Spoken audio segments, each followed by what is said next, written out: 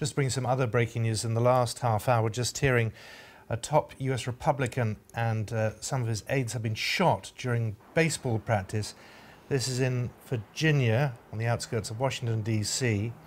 A multiple shooting was reported, one person in custody. It's understood that the House of Representatives Majority Whip, Steve Scalise, and aides, that's all we've been told, and aides, were shot.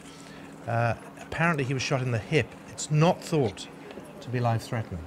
Yes, he's a whip in the Republican-controlled House, and that really makes him one of the most senior figures in Congress. He's a representative from Louisiana. The President, Donald Trump, said he and the Vice President, Mike Pence, were aware of the shooting and are monitoring developments closely. But as Simon was saying, we understand that a gunman has opened fire on Republican members of Congress during baseball practice near Washington, just within the last few hours, wounding several people, including this House of Representatives whip, Steve Scalise. The AFP news agency suggesting that at least 2 law enforcement officers and 1 congressional staffer were also injured in the shooting.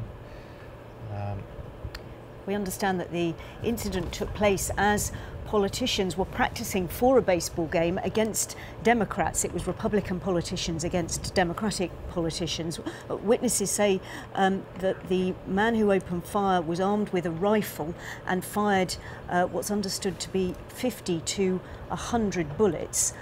He's understood to have injured a number of people, including Steve Scalise, and one congressman said that he saw Mr. Scalise shot and then everyone scattered as security guards fired back. Another congressman said Mr. Scalise had been shot in the hip, as Simon said, and that somebody